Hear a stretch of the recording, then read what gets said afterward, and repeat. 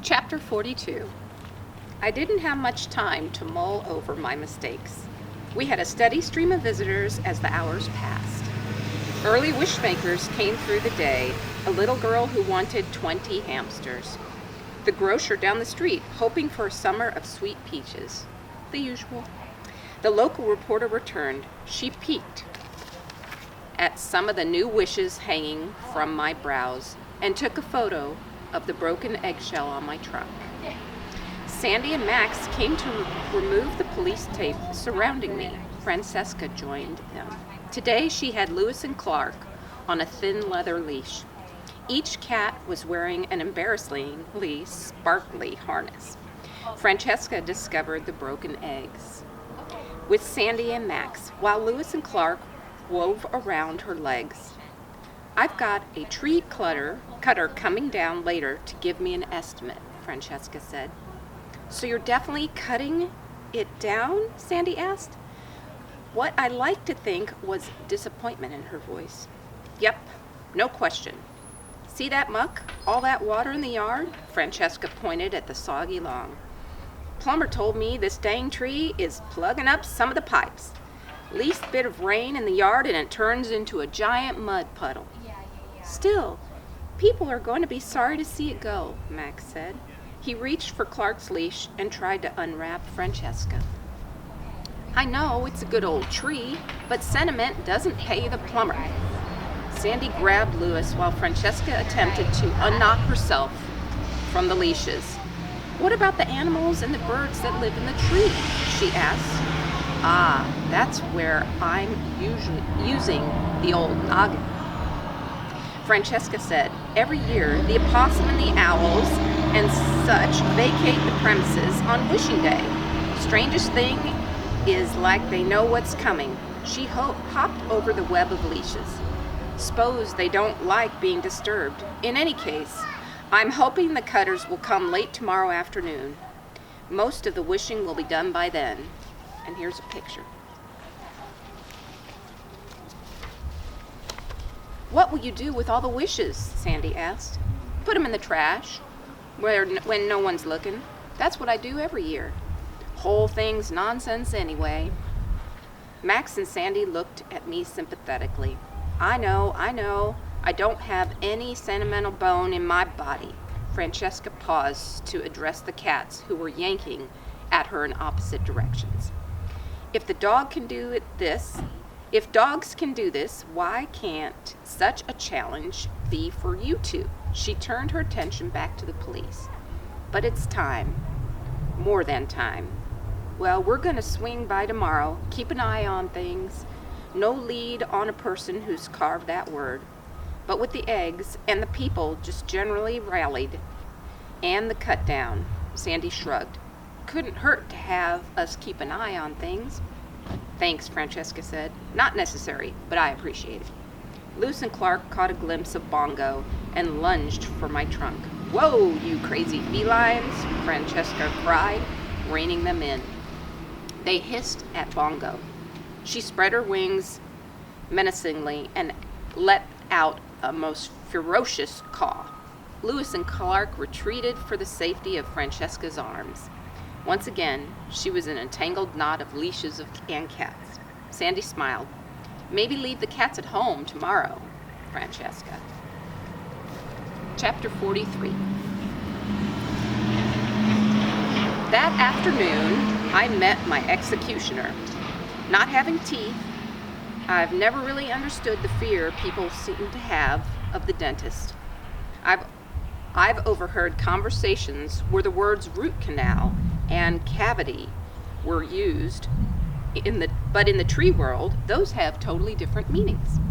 After seeing the tree cutters and their equipment, I understood.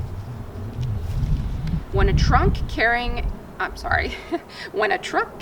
powerful chainsaw along with some ominously called a stump grinder shows up, well, you know you're in trouble. Mind you, an arborist is a great friend of the trees. We need our limbs trimmed just the way you need to cut your fingernails and hairs. Although for us, it's only twice a year, and it's called pruning. I always feel especially elegant after a good pruning. But pruning is usually done with special shears that look like giant scissors or a small saw on a long pole.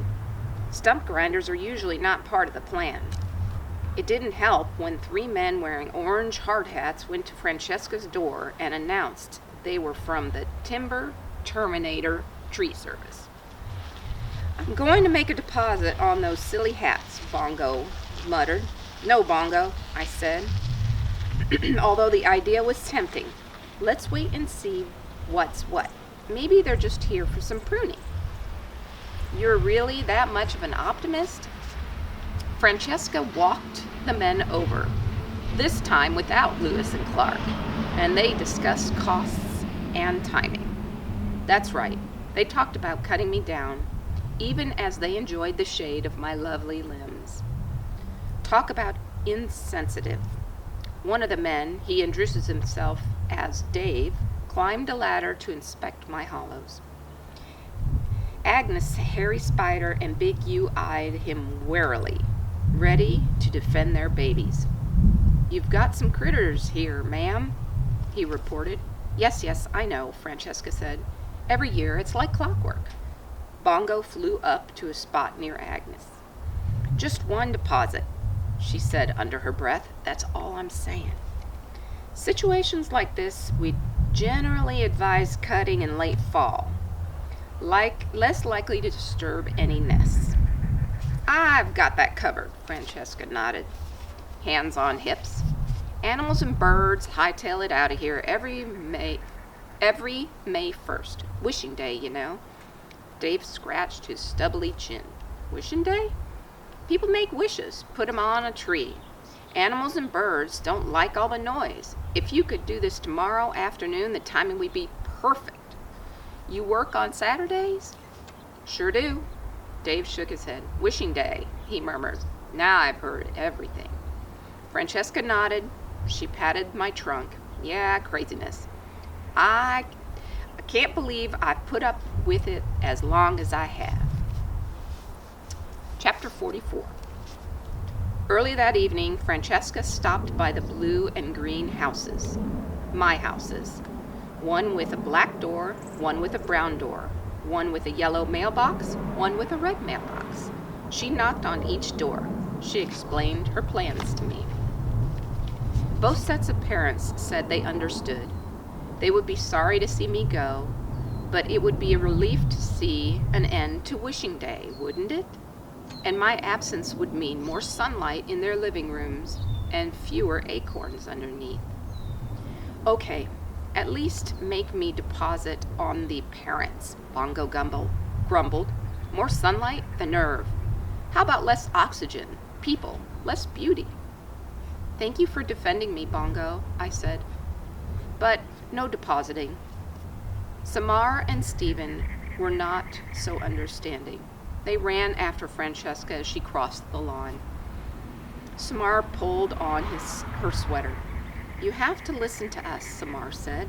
"You can't cut down the tree." "I can't?" Francesca inquired. "And why's that, dear?" "Because," Stephen said, panting, "it's alive." "I'm quite aware of that," Francesca said. "It's a common trait of trees." She paused, peering down at the ribbon around Samar's neck.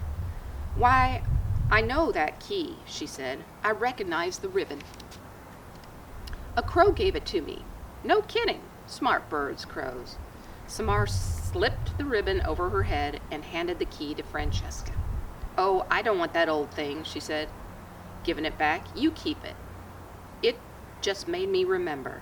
It's not important. It opens a diary. My great-grandmother, Mavie, kept a journal after she moved here." "So that's what it's for?" Samar said. "Where is it?" Stephen said. "The journal."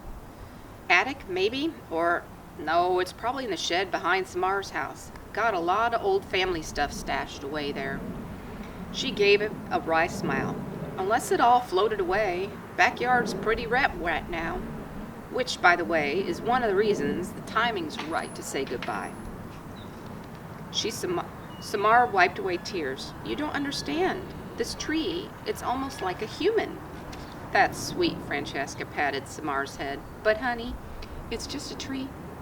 She squared her shoulders. Now, I must go feed Lewis and Clark. I can hear them complaining from all the way over here. I've got a busy day ahead of me tomorrow. She moved to leave. Stephen stepped out in front of her. Before you go, he said, his voice firm, just listen. He turned to me. Say something, he instructed. Please, Tree, Samar pleaded. I kept silent. What more was there to say? Francesca looked from Stephen to Samar and back again. Children, she said, perhaps those video games you like to play have altered your brains. Talk, Tree, Stephen said. Silence. It can talk, Samar told Francesca. Real words. It told us a story about maybe. Francesca, for just a moment, hesitated. She looked at me. You mean metaphorically, of course. The tree seemed to talk to you, the leaves whispered, and so on and on. It told us about the hollow and the baby. Francesca blinked. The baby? Francesca paused. Of course. I've told that family story before. You probably heard it from a neighbor. Stephen shook his head. We heard it from the tree. Oh my, Francesca said. She waved a hand in front of her face. You're wearing me out, you two. I'm so very glad my parenting days are behind me. Listen here, you go get a good night's sleep, understand? Or maybe some counseling. As quickly as she could, Francesca made her way across the lawn as her shoes caked with mud. Francesca, Stephen called.